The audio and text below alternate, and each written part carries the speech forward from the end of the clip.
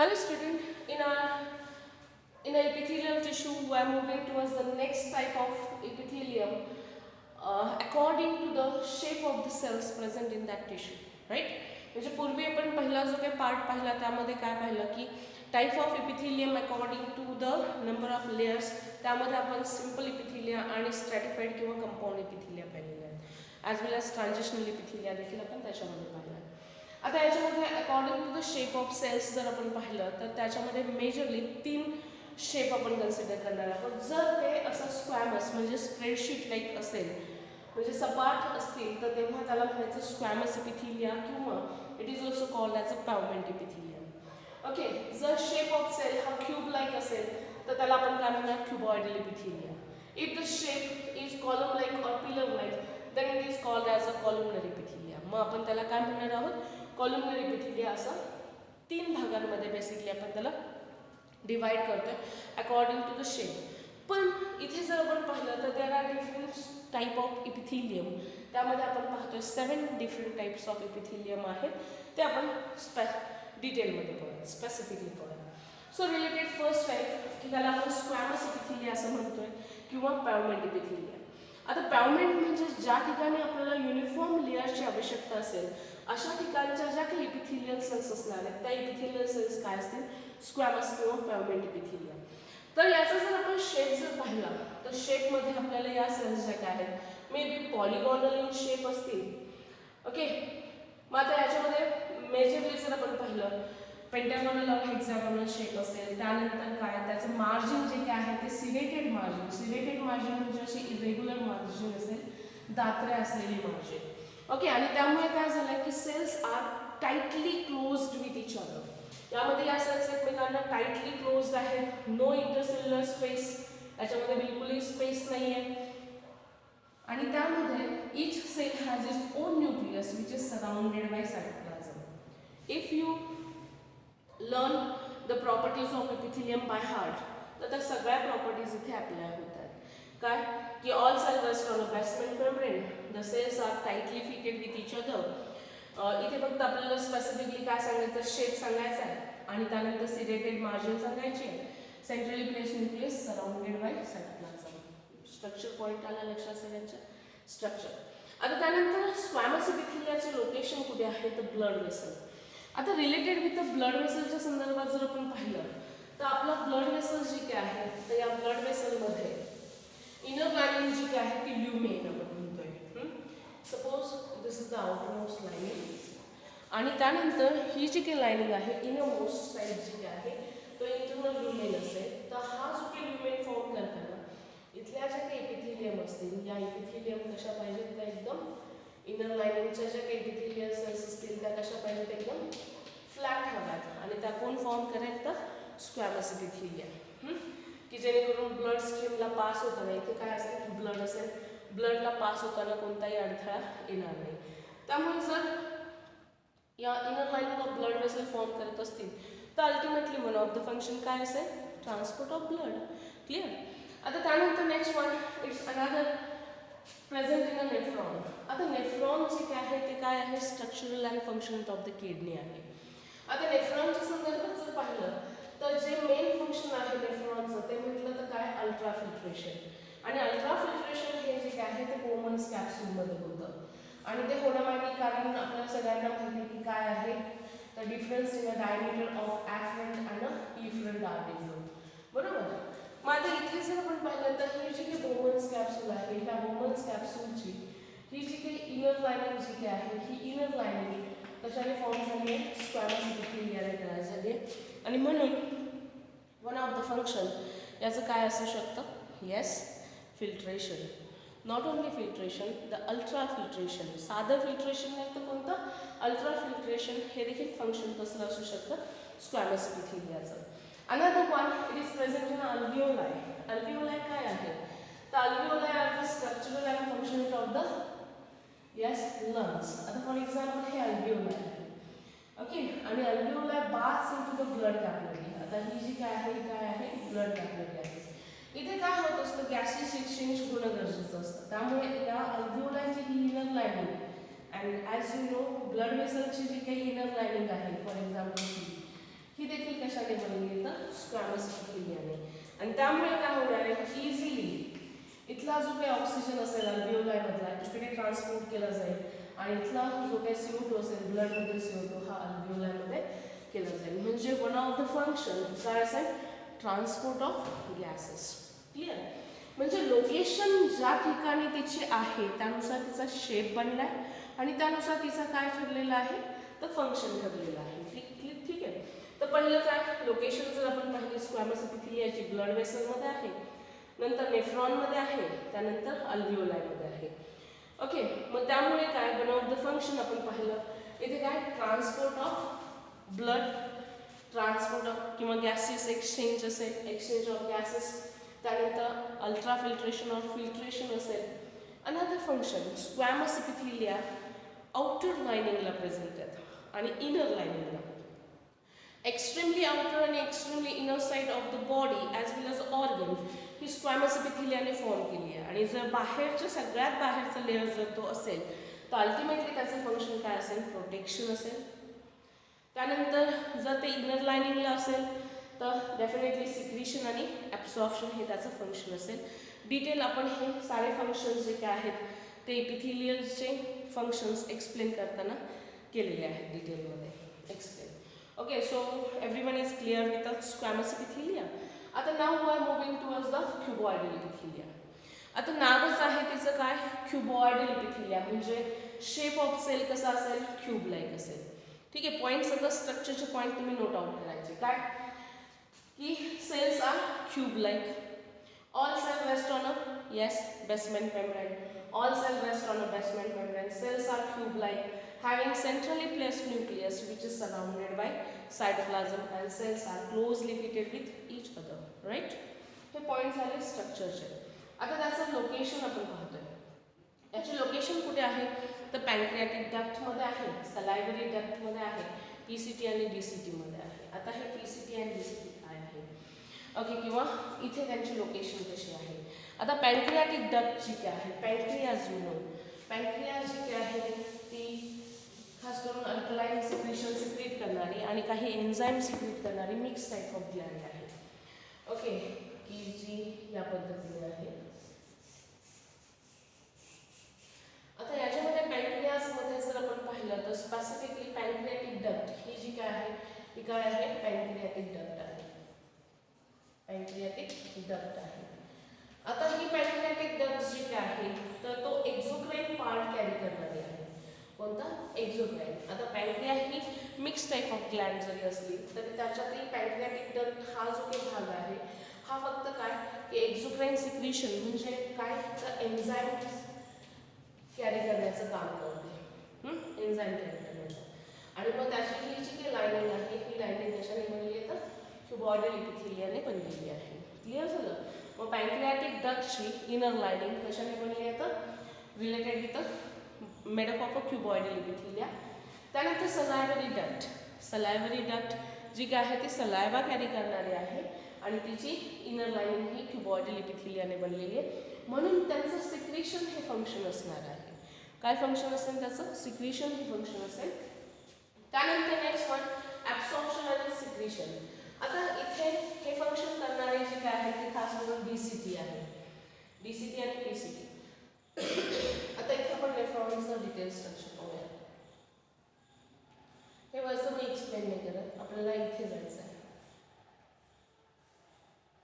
हे PCT proximal कन्व्होल्युटेड ट्यूब्युल. नंतर इकडे वरती गेल्यानंतर हे डिस्टल कन्व्होल्युटेड ट्यूब्युल आणि नंतर इथे ही कलेक्टिव्ह डक्ट असते.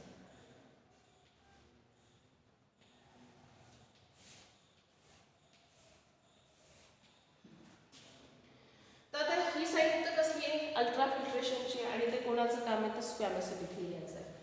पण आता इथे जर आपण पाहिलं तर हे काय आहे प्रॉक्सिमल कन्व्होल्युटेड ट्यूब्युल आहे आणि हे काय आहे डिस्टल कन्व्होल्युटेड ट्यूब्युल आहे. कसलं तर नेफ्रॉनचं. नेफ्रॉनचा कोणता भाग तर रिनल ट्यूब्युल. हा काय आहे बोमन्स कॅप्सूल आणि ग्लोमेरुलसवाला पार्ट असेल. मालफिजियन बॉडी असं आपण म्हणतो त्याला. त्यानंतर हा जो काही ट्यूब लाईक स्ट्रक्चर आहे ना त्याला आपण रिनल ट्यूब्युल असं म्हणतो. रिनल ट्यूब्युलमध्ये दोन ठिकाणी कन्व्होल्युशन्स येतात म्हणजे गुंता येतो किंवा हायली कॉइल स्ट्रक्चर येतं. तर पहिलं जे काय आहे ते प्रॉक्सिमल कन्व्होल्युटेड ट्युब्युल आणि दुसरं आहे ते डिस्टल कन्व्होल्युटेड ट्युब्युल. आता हे कन्व्होल्युशन असण्यामागील काय कारण असेल, तर याच्या इनर लायनिंगला आपण काय म्हटलं की इथे काय आहे तर क्युबॉइडल एपिथेलिया आहे. या दोघांच्या पण काय आहे तर क्युबॉइडल एपिथेलियल सेल्स प्रेझेंट आहे.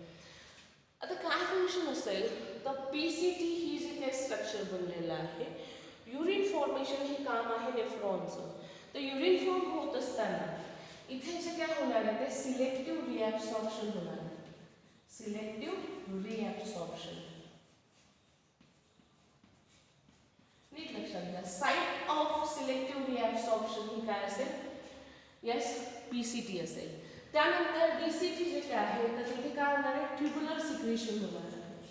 ट्युब्युलर सिक्रेशन म्हणजे तुमचं हे लक्षात आलं की बाबा पूर्ण नेफ्रॉनमध्ये फिल्ट्रेशन होत आहे, रिॲब्सॉर्प्शन होत आहे आणि सिक्रेशन पण होत आहे. ओके, फक्त तिथल्या वेगवेगळ्या टाईप ऑफ सेल्स तिथे प्रेझेंट असणार आहे. आता इथे नीट लक्षात आहे, ज्यावेळेस युरिन फॉर्म केली जाते त्यावेळेस प्रायमरी युरिन जी काय आहे तर त्याच्यामध्ये युजफुल सबस्टन्सेस देखील असतात. ओके, तर ही प्रायमरी युरिन जी काही फिल्ट्रेट जे काही येत आहे त्या फिल्ट्रेटमधनं युजफुल सबस्टन्सला ॲब्सॉर्ब करण्यासाठी स्पेसिफिकली इथे ॲब्सॉर्प्शनसाठी क्युबॉइडल एपिथेलिया बनलेले आहे. त्यानंतर आता इथे समजा काय झालं की इथे आपण पुढचा भाग पाहूयात. इथे ही इफरंट आर्टिरिओल जाते अशी असं, ठीक आहे जाते. समजा अल्ट्रा फिल्ट्रेशनच्या दरम्यान काय झालं की हार्मफुल सबस्टन्स समजा या इफरंट आर्टिरिओलमध्ये जर गेला तर त्याला इथे ॲब्सॉर्ब करणं गरजेचं आहे आणि युरिनमध्ये आणणं गरजेचं आहे. मग हे काम जे काय आहे ते ट्युब्युलर सिक्रेशनने केलं जातं आणि ते होतं कुठे डीसीटीमध्ये. कुठे होणार आहे डीसीटीमध्ये.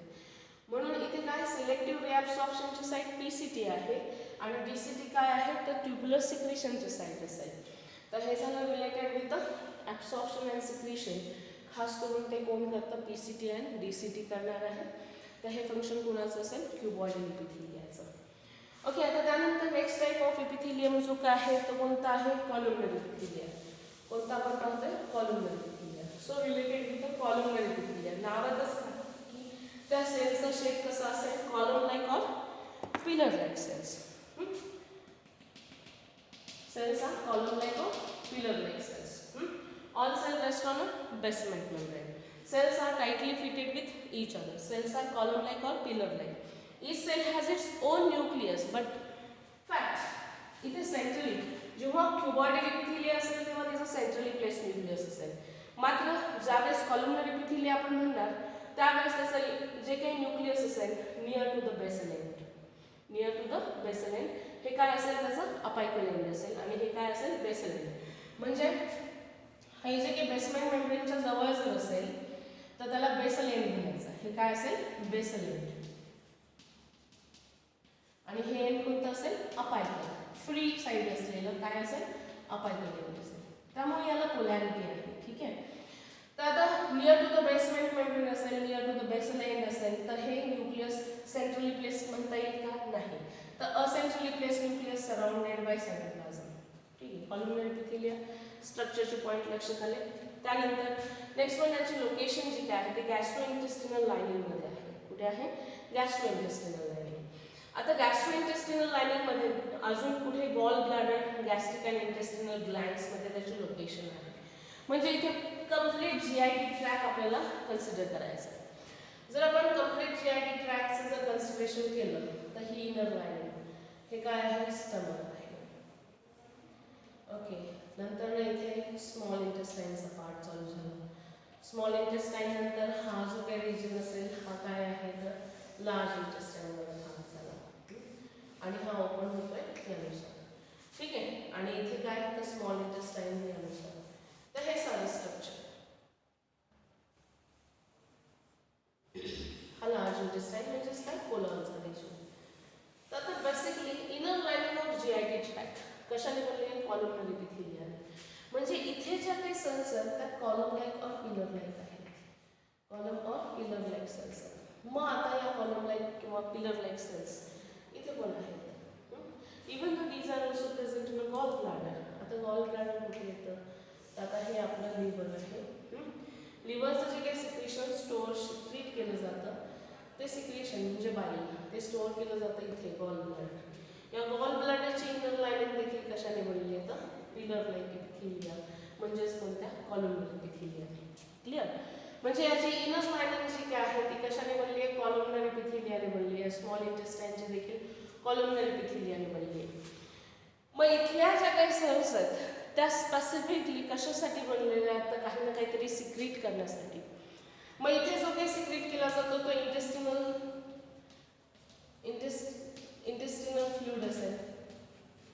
आता इंटेस्टिनल फ्लुइडमध्ये काय काय येतं? तर सो मेनी डायजेस्टिव्ह एन्झाइम्स येतील. ओके, आणि डायग्लुटेसियन येईल. ओके, ते सिक्रीट करण्यासाठी या कॉलमनरी एपिथेलिया इथे वापरल्या जातील. आता small amount of little bit amount of absorption देखील आपल्या स्मॉल आपल्या स्टमकमध्ये होणार.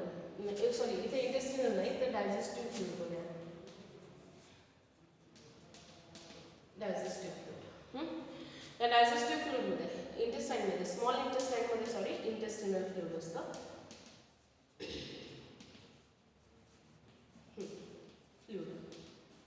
ओके, म्हणजे ते काय? एन्झाईम्स आहेत, रिच इन एन्झाईम्स. इथे काय? तर काही डायजेस्टिव्ह एन्झाईम्स असतील आणि काही काय असतील तर डायग्लुटेसियन असेल. इथे पण इंटेस्टिनल ज्यूस जो काही सिक्रेट केला जातोय त्याच्यामध्ये सो मेनी एन्झाईम्स आहेत की ते प्रोटीनला डायजेस्ट करणारे असणार आहेत, लिपिडला डायजेस्ट करणारे असणार आहेत. कम्प्लीट डायजेशन आपलं स्मॉल इंटेस्टाईनमध्ये होतं त्यासाठी. ठीक आहे, इथे गॉल ब्लॅडरकडनं जे काही गॉल ब्लॅडरमध्ये बाईल आहे तर हे फंक्शन जे काय आहे तर खास करून सिक्रीशन आणि ॲब्सॉर्प्शन हे फंक्शन कॉलमनरी एपिथेलियाचं आहे आणि त्यामुळे त्याची लोकेशन आपण कम्प्लीट GIT ट्रॅकमध्ये आपल्याला दिसते, गॉल ब्लॅडरमध्ये दिसते, गॅस्ट्रिक आणि इंटेस्टिनल ग्लँड्समध्ये देखील याची लोकेशन आपल्याला दिसून येते.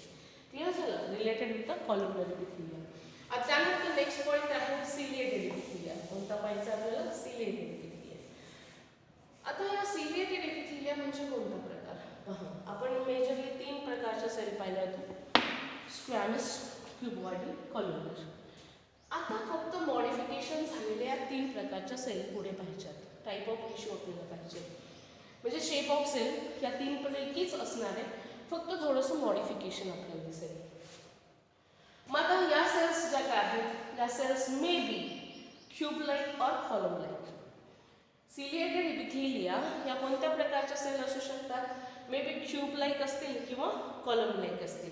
क्यूब लाईक असेल तर सेंट्रली प्लेस न्यूक्लियस असेल which is surrounded by cytoplasm.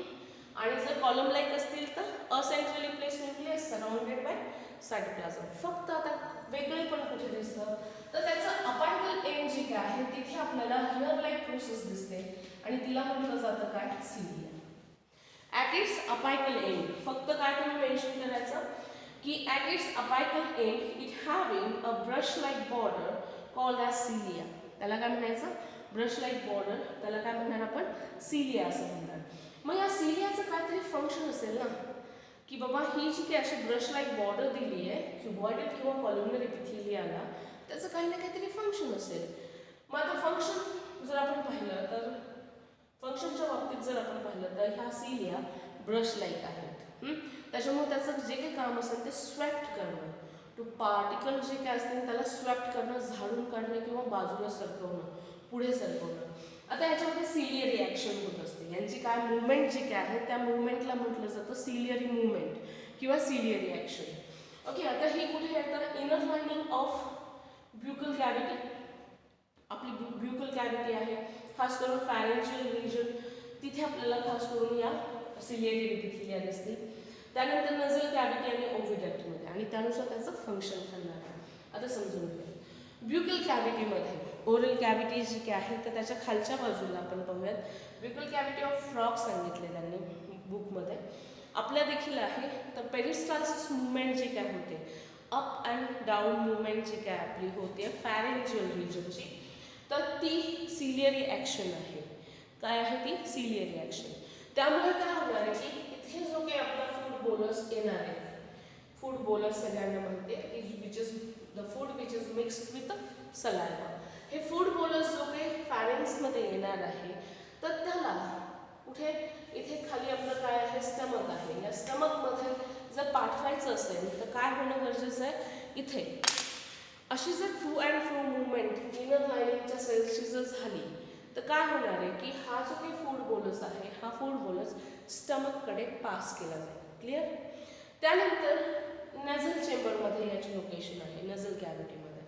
For example dust particle जेव्हा आपल्या रेस्पिरेटरी ट्रॅकमध्ये जातात, यू नो की नॉस्ट्रेलच्या इनर लायनिंगला जर आपण पाहिलं वेस्टिब्युलर रिजनमध्ये काय आहेत तर हेअर फॉलिकल आहेत, ते ट्रॅप करतील मोठे डस्ट पार्टिकल. पण जे काही स्मॉल डस्ट पार्टिकल्स असतील त्याला रिमूव्ह करणं गरजेचं आहे.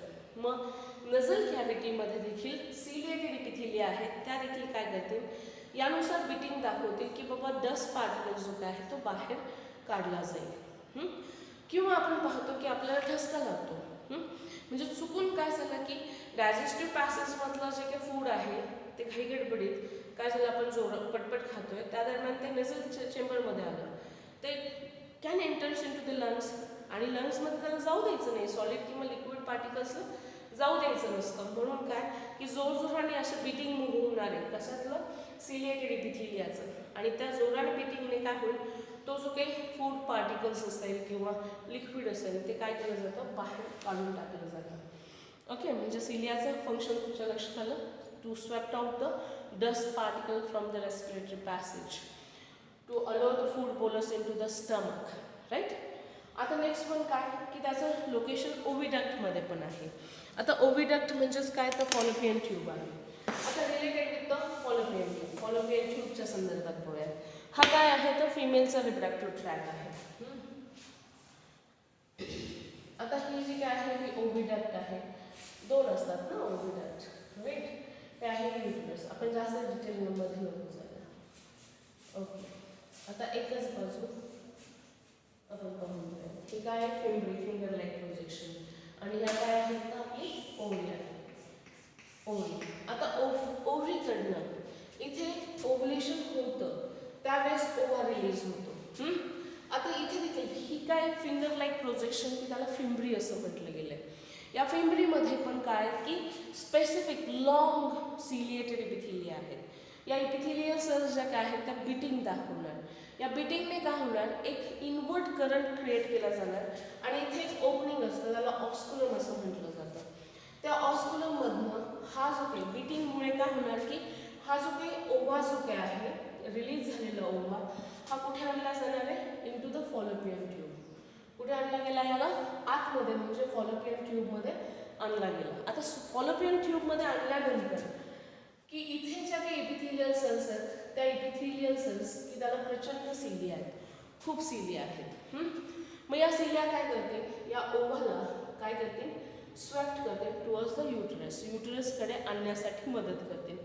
आता समजा फर्टिलायझेशन जर झालं, इथे समजा स्पर्म येऊन फ्यूज जर झाला तर इथे काय तयार झाला? हा झायगोट तयार झाला. काय तयार झालं इथे? झायगोट. पहा, पहिल्यांदा काय की बाबा ओवम असेल तर ओवमला इथून ओव्हरीच्या जवळून फॉलोपियन ट्यूबमध्ये घेण्यासाठी पण सिलियरी ॲक्शन उपयोगात आली. त्यानंतर फॉलोपियन ट्यूबमध्ये ओवम आल्यानंतर त्याला युटरसमध्ये स्वॅफ्ट करण्यासाठी देखील कशाचा वापर झाला तर सिलिएटेड इपिथेलियाचा, की ज्या फॉलोपियन ट्यूबच्या इनर लायनिंगला आहेत, खूप मोठ्या असतात त्या आणि लार्ज नंबर आहेत. आणि त्यानंतर काय की समजा इथे फर्टिलायझेशन जर झालं, झायगोट तयार झाला, झायगोट नंतर डिव्हिजनमध्ये जाऊन मोरुला तयार करतो. हा जो काही मोरुला असेल, मल्टीसेल एम्ब्रिओ जो काय आहे त्या मल्टीसेल एम्ब्रिओला देखील युटरसमध्ये आणायचं आहे. कशासाठी? तर इम्प्लांटेशनसाठी. तर त्याला स्वॅफ्ट करायचं आहे युटरस टुवर्ड्स द युटरस. हे काम पण कोणाचं असेल तर सिलिएटेड इपिथेलियाचं. क्लिअर? म्हणजे सिलिएटेड इपिथेलियाची 3 ठिकाणी कामं दिसून आली. फूड बोलसला स्टमकपर्यंत ढकलणं, डस्ट पार्टिकलला रेस्पिरेटरी पॅसेजमधनं बाहेर आणून लंग्सला प्रोटेक्ट ठेवणं आणि त्यानंतर अनफर्टिलाइज्ड ओवमला युटरसकडे आणणं किंवा फर्टिलाइज्ड ओवम किंवा मोरूला त्याला युटरसमध्ये आणणं. हे काम कोणाचं असेल तर सिलिएटेड इपिथेलियाचं आहे. त्यानंतर नेक्स्ट वन, त्याचा शेप मे बी क्युबॉइडल सिलिएटेड इपिथेलिया असतील किंवा येस कॉलमनरी इपिथेलिया असतील. ठीक आहे? आता नेक्स्ट वन इज अ ग्लँड्युलर इपिथेलिया. आता नावच त्याचं काय आहे, ग्लँड्युलर इपिथेलिया म्हणजे ग्लँड्स. म्हणजे काय आहेत, या ग्लँड्स आहेत. ग्लँड्सचं मेन फंक्शन काय असतं, सिक्रिशन. काय फंक्शन असेल याचं, सिक्रिशन हे फंक्शन असणार आहे. मग इथे आपण पाहिलं सिक्रेशन ॲज वेल ॲज ॲब्सॉर्प्शन पण आहे, ते आपण डिटेलमध्ये बघू. आता इथे दोन प्रकारचे ग्लँड्स आपण बुकमध्ये मेन्शन केल्या, युनिसेल्युलर ग्लँड आणि मल्टीसेल्युलर ग्लँड. युनिसेल्युलर आणि मल्टीसेल्युलर.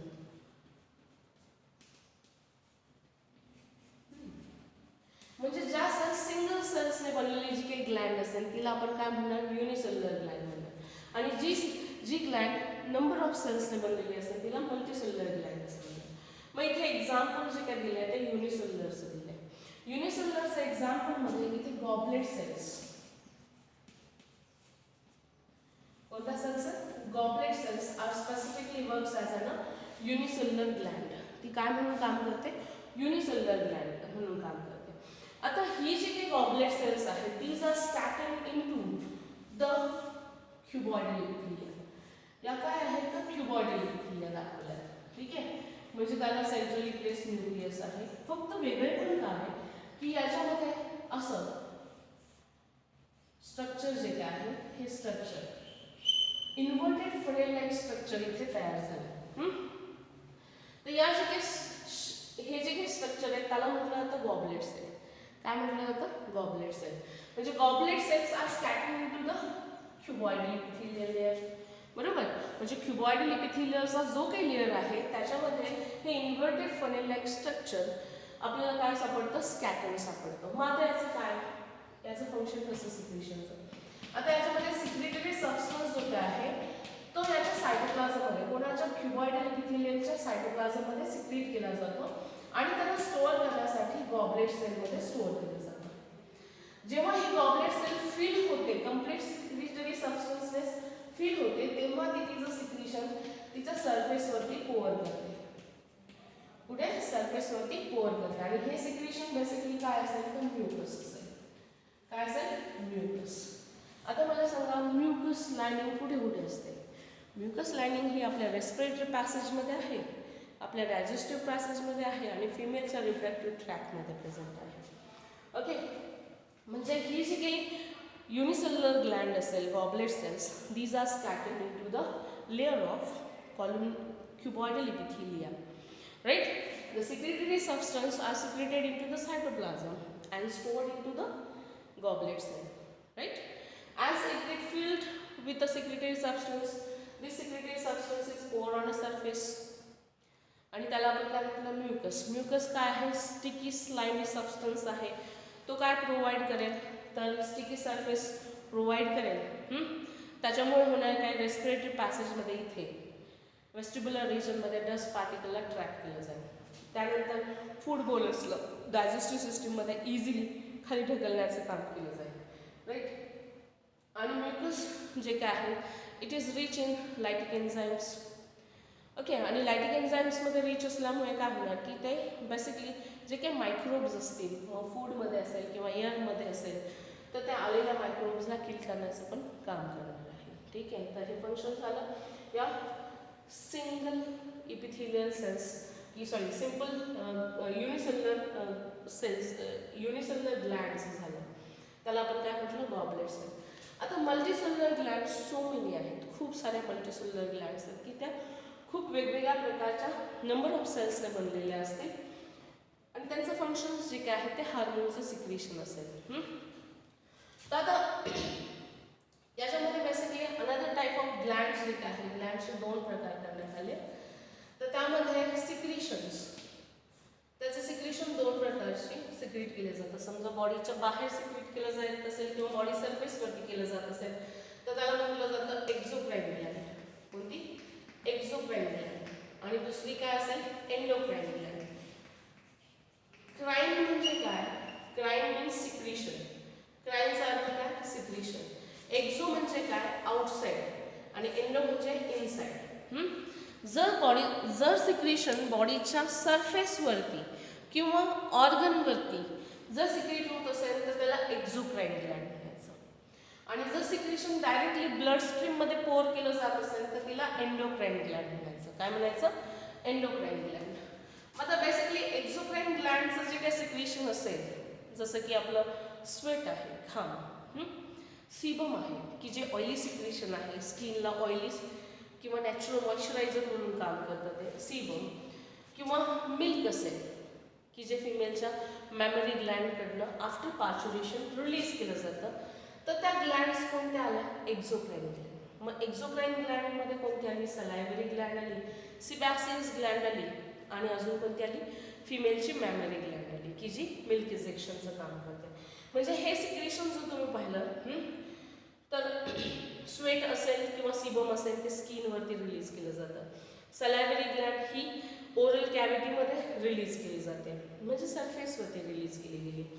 त्यानंतर मॅमरी ग्लँडचं सिक्रेशन मिल्क आहे ते आउटसाईडला म्हणजे बॉडीच्या सरफेसवरती सिक्रेट केलं गेलं. असं जेव्हा असेल तेव्हा ती काय असेल? एक्झोक्राइन ग्लँड.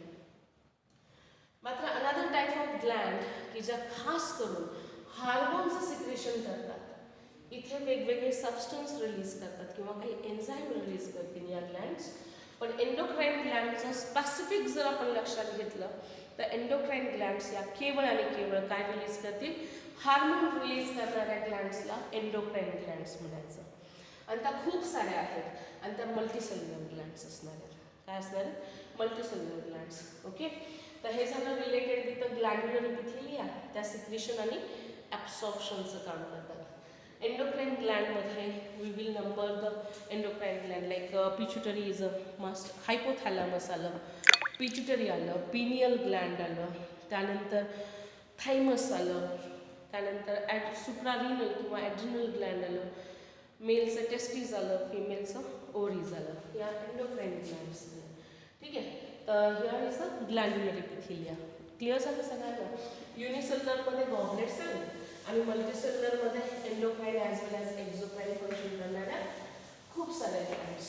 ठीक आहे, आता त्यानंतर नेक्स्ट पॉईंट आपल्याला पाहायचा आहे तो काय आहे? सेन्सरी इपिथेलिया. आता नावातच आहे सेन्सरी, म्हणजे मेन फंक्शन काय असेल? सेन्स. काय असेल? सेन्स. मग सेन्सरी फंक्शन करणारे ऑर्गन जे काय आहेत त्याला आपण सेन्सरी ऑर्गन म्हणतो. मग we have 5 sense organ, right? आपली स्किन आहे, त्यानंतर नोज स्मेलसाठी आहे, त्यानंतर eyes to see, ears to hear, right? And tongue to taste. यानुसार हे वेगवेगळे फंक्शन जे काय आहेत, वेगवेगळे सेन्स जे काय आहेत ते सेन्सरी इपिथेलिया करणार आहेत. म्हणजे इथे या इपिथेलियल सेल्स मॉडिफाईड झालेले आहेत. मग आता या इपिथेलियल सेल्सचा शेप कोणता असेल? या cells may be cube like or column like असतील. ठीक आहे, क्यूब किंवा कॉलम लाईक. इथे जर तुम्ही पाहिल्या या इपिथेलियल सेल्स तुम्हाला कोणत्या दिसतात सांगा? टॉल आहेत, पिलर लाईक आहेत, म्हटल्यावरती कोणत्या झाल्या? कॉलमनर इपिथेलिया. आता इथे जर पाहिलं तर इथे काय आहे? तर हा इंटरनल इयरचा पार्ट आहे. तर इथे काय आहेत? तर सिलिया आहेत. या सिलिया याला इथे अटॅच आहेत त्या काय? त्या ज्या काही सेल्स आहेत त्या कोणत्या आहेत? कॉलमनर इपिथेलिया असतील. इथे या ज्या काही कॉलमनर इपिथेलियामध्ये स्पेशलाइज सेल्स आहेत त्या रिसेप्टर सेल्स आहेत. ओके, या रिसेप्टर सेल्सला अटॅचमेंट जी काय आहे ती कसली आहे? तर बायपोलर न्यूरॉनची आहे. आता बायपोलर न्यूरॉनची काय लक्षात घ्या? बायपोलर न्यूरॉन तुम्हाला पाहायचं आहे नंतर नर्व सेल्स त्यामध्ये एक्सप्लेन करेल. आता बायपोलर न्यूरॉन की त्याला 2 पोल आहेत. हे काय? सेल बॉडी म्हणजे सायटॉन आहे, आणि हे काय तर त्याचे 2 प्रोसेसेस असतील. म्हणजे एका बाजूने तो काय करेल? पहा, रिसेप्टर सेल एका बाजूने त्याला अटॅच आहे आणि दुसरीकडे जर तुम्ही पाहिलं तर इथे तुम्हाला खास करून या ऑल्फॅक्टरी ट्रॅकच्या नर्व सेल, दुसऱ्या प्रकारच्या नर्व सेल इथे काय आहेत तर याला अटॅच झालेले आहेत. म्हणजे याच्या वन एंडला रिसेप्टर सेल आहेत आणि दुसऱ्या एंडला ऑल्फॅक्टरी ट्रॅकच्या सेल्स आहेत. ओके, तर आता ऑल्फॅक्टरी नर्व्स आहेत, सॉरी ऑल्फॅक्टरी ट्रॅक नाही, ऑल्फॅक्टरी नर्व्स आहेत. ऑल्फॅक्टरी नर्व्स जे काय आहेत ते काय आहेत? ऑल्फॅक्शन. ओके, तर म्हणजे सेन्स ऑफ स्मेलचं काम करतात. आता इथे सॉरी हा इंटरनल इयर नाही तर नझल चेंबरचा पार्ट आहे, सॉरी. तर हा नझल चेंबरचा पार्ट जो काय आहे तर इथे काय तर सिलिया आहे. सिलिया या कॉलमनरी इपिथेलियाला आहे, म्हणजे सिलिएटेड कॉलमनरी इपिथेलिया. त्यांच्यामध्ये आपल्याला रिसेप्टर सेल्स आहेत. त्या रिसेप्टर सेल्सपासून निघणारे जो काही सेन्स असेल तो बायपोलर न्यूरॉन रिसीव्ह करणार आहे आणि नंतर तो ऑल्फॅक्टरी नर्व्स ज्या काय आहेत त्या ऑल्फॅक्टरी नर्वकडे ट्रान्सफर करेल आणि नंतर हे ऑल्फॅक्टरी नर्व्स ज्या काय आहेत त्या ऑल्फॅक्टरी पार्ट जो ब्रेनचा आहे किंवा ऑल्फॅक्टरी लोब्सकडे त्याचं इनर्वेशन झालेलं असेल. ठीक आहे. आता हे सारं डिटेल जे काही स्ट्रक्चर आहे ते 12thला तुम्हाला आहे. ठीक आहे. फक्त एवढं लक्षात घ्या की रिसेप्टर सेल्स ज्या काय आहेत तो रिसीव्ह करतील कोणताही स्टिम्युलस. त्यानंतर पहा लक्षात घ्यायचं त्याचं पाथ कसं आहे. रिसेप्टर सेल ज्या काय आहेत ते काय रिसीव्ह करतील तर स्टिम्युलस रिसीव्ह करतील. स्टिम्युलस कोणाकडे आला कोणत्याही प्रकारचा स्टिम्युलस हा रिसेप्टर सेलकडे आला. रिसेप्टर सेलकडनं तो गेला कोणाकडे बायपोलर न्यूरॉनकडे. Bipolar neuron. ओके. आणि बायपोलर न्यूरॉनचं कनेक्शन जे काय आहे ते कनेक्शन दुसऱ्या टाईप ऑफ न्यूरॉनशी असणार आहे. काय दुसऱ्या टाईप ऑफ न्यूरॉनचे असेल. मग आता तो जर सेन्स ऑल्फॅक्शनचा करतोय तर तो ऑल्फॅक्टरी न्यूरॉन असेल. कोणता ऑल्फॅक्टरी न्यूरॉन असेल. फंक्शन हिअरिंग असेल तर ते हिअरिंगचं जे काही फंक्शन असेल तर ते ऑडिटरी हे त्याचं फंक्शन असेल. ऑडिटरी न्यूरॉन असेल. तो कोणता असेल ऑडिटरी न्यूरॉन असेल. राईट. तर या पद्धतीने टाइप्स ऑफ न्यूरॉन इथे वेगवेगळे ठरले जातील ज्यानुसारचा सेन्स आहे त्यानुसार. ठीक आहे. हिअरिंगचं ऑडिटरी न्यूरॉन, ऑल्फॅक्टरी टेस्टचं ऑल्फॅक्टरी असेल. ठीक आहे. यानुसार टेस्ट नाही स्मेलचं ऑल्फॅक्टरी असेल आणि गस्टॅटो जो काय आहे तो कसला असेल टेस्टचा असेल. तर त्यानुसार त्याची लोकेशन जर आपण पाहिली तर नोज, इयर, आय आणि टर्नमध्ये दिसते. ठीक आहे. आता त्यानंतर नेक्स्ट लास्ट पॉईंट आपल्याला पाहिजे एपिथिलियमचा. तो कोणता आहे तर जर्मिनल एपिथिलियम. कोणता आहे जर्मिनल एपिथिलियम. आता या वेगळ्याच प्रकारच्या सेल्स आहेत जर्मिनल एपिथिलियल सेल्स. इथपर्यंत ज्या काही सेल्स आहेत ना त्या सोमॅटिक सेल्स आहेत, बॉडी सेल्स आहेत. ओके. आणि मात्र या जर्मिनल एपिथिलियल सेल्स ज्या काय आहेत त्या रिप्रोडक्टिव्ह सेल्स आहेत. जर्मिनल एपिथिलियल सेल्स ज्या काय आहेत त्या कोणत्या आहेत तर रिप्रोडक्टिव्ह सेल्स आहेत.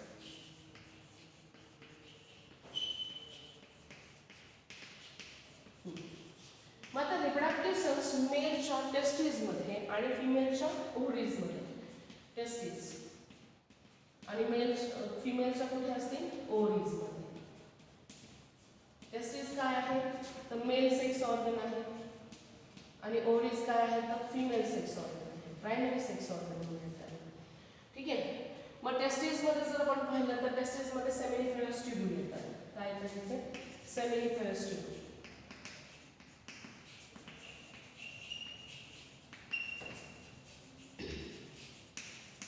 आणि ओव्हरीजमध्ये जर पाहिलं तर ओव्हरीजमध्ये खास करून काय येतं तर जर्मिनल एपिथिलियल लेअर असेल की खास करून ओव्हरीजमध्ये इथे ओवा प्रोडक्शनचं काम केलं जाईल. इथे काय स्पर्म प्रोडक्शनचं काम केलं जाईल. स्पर्म प्रोडक्शनचं. ठीक आहे. आता हे स्ट्रक्चर तुम्हाला डिटेल आहे 12thला. टियर्स ऑफ टेस्टिस आणि टियर्स ऑफ ओव्हरी. तरी देखील आपण पहा. म्हणजे आता इथे पहा जर्मिनल एपिथिलिया ज्या काय आहेत त्या रिप्रोडक्टिव्ह सेल्स आहेत. बाकीच्या इथपर्यंतच्या ज्या काही सेल्स आहेत त्या सोमॅटिक सेल्स आहेत, बॉडीच्या सेल्स आहेत. या मात्र जर्म सेल्स तयार करणाऱ्या म्हणजे स्पर्म आणि ओव्हाला प्रोड्यूस करणाऱ्या सेल्स म्हणून काम करतात जर्मिनल एपिथिलियम. त्याची लोकेशन जी काय आहे ती फिमेलच्या ओव्हरीजमध्ये आहे. आता मगाशी आपण पाहिलंय ओव्हरीचं स्ट्रक्चर. आता ही जी काय आहे ही फिमेलची ओव्हरी आहे. या ओव्हरीमध्ये हे जे काही लेअर आहे याला ओव्हॅरियन कॉर्टेक्स असं म्हटलं जातं. आणि या कॉर्टेक्सच्या ह्या ज्या काही एपिथिलियल सेल्स आहेत प्रत्येकाला तिचं न्यूक्लियस असतं बरं का. तर या सेल्सला जर्मिनल एपिथिलिया म्हणायचं. ओके. या एपिथिलियल सेल्स कंटिन्युअस डिव्हिजनमध्ये जाणाऱ्या सेल्स असतात आणि इथे काय आहे तर प्रिमॉर्डियल जर्म सेल्स असतात. या प्रिमॉर्डियल जर्म सेल्स आहेत आणि या ज्या काय आहेत त्या खास करून एग नेस्टवाल्या सेल्स आहेत. आणि याच्यापासून नंतर काय या पद्धतीने ग्राफियन फॉलिकलमधून इथे ओवा तयार केला जातो. हा काय आहे सेकंडरी ओसाइट म्हणजे ओवम फॉर्मेशन. हे काम कसलं आहे ओव्हरीचं आहे. हे आहे फिमेल गॅमेट ओवा. ठीक आहे. आता त्यानंतर नेक्स्ट वन स्पर्म प्रोडक्शन. आता रिलेटेड विथ द स्पर्म प्रोडक्शनमध्ये जर आपण पाहिलं तर ते टेस्टीजमध्ये होतं. कुठे होतं टेस्टीज. टेस्टीज काय आहेत तर प्रायमरी गोनॅड्स ऑफ अ मेल आहेत. त्या स्क्रोटम सॅकमध्ये असतात. आता हिचा जर आपण टीएसएल घेतला तर हे आउटरमोस्ट साईड आणि इथे आपल्याला हे जे काही स्ट्रक्चर दिसतं या सेमिनिफेरस ट्यूब्यूल आहे. या सेमिनिफेरस ट्यूब्यूलमध्ये दोन प्रकारचे सेल्स असतात. या पिरॅमिडल शेप असलेल्या नर्व सेल प्रत्येकामध्ये असते इथे. आणि यानुसारचं हे जे काही लाइनिंग फॉर्म केलं जातंय येलो कलरने मी दाखवते या जर्मिनल इपिथेलियल सेल्स आहेत. कोणत्या येस जर्मिनल इपिथेलियल सेल्स. हे काय आहे मेल टेस्टीज आहे जर्मिनल इपिथेलियल सेल्स. आणि these germinal epithelial cells ज्या काय आहेत त्या अंडरगोज कंटिन्युअस डिव्हिजन. ह्या कंटिन्युअस डिव्हिजनमध्ये जाणारे सेल्स आहेत आणि या सेल्स की खास करून मेल गॅमेट म्हणजे स्पर्म प्रोडक्शनचं काम करतात. So this is all related with the types of epithelium according to the shape of the cells. आणि त्यामध्ये आपण खास करून 3 प्रकारच्या सेल्स पाहिल्या. आणि इथून पुढचं मात्र आपल्याला काय दिसतंय मॉडिफाईड इपिथेलियल सेल्स आहेत. सिलिया असलेल्या cuboidal epithelial cells, ciliated cuboidal epithelial cells, ciliated columnar epithelial cells. इथे क्युबॉइडल इपिथेलियल सेल्समध्ये एक funnel like inverted funnel like structure आलं. त्याला गॉबलेट सेल म्हटलं. ही सिम्पल ग्लँड झाली, युनिसेल्युलर ग्लँड झाली. ओके. इथे जर आपण पाहिलं तर कॉलमनर इपिथेलियल सेल्समध्ये रिसेप्टर सेल्स आल्यात. त्या रिसेप्शनचं काम करतात, स्टिम्युलस रिसीव्ह करण्याचं काम करतील. मग त्यानंतर त्याचं कनेक्शन बायपोलर न्यूरॉनशी आहे आणि मग ते बायपोलर न्यूरॉनकडनं त्या पर्टिक्युलर टाईप ऑफ नर्व सेलकडे तो सेल्स पाठवण्याचं काम करतील. आणि नंतरनं जर्मिनल इपिथेलिया पाहिला तर जर्मिनल इपिथेलिया या फारच युनिक असलेल्या इपिथेलियल सेल्स आहेत. कंटिन्युअस डिव्हिजनमध्ये जाणाऱ्या या सेल्स आहेत. आणि या जर्म सेल्स म्हणजे मेलचा स्पर्म फॉर्मेशन असेल आणि फिमेलचं ओव्हा फॉर्मेशन हे काम ते परफॉर्म करतात. So this is all related with the types of epithelium. Hope you understand all this type of epithelium. Please make your notes according to the structure, according to its location and its function. Clear? Okay, thank you.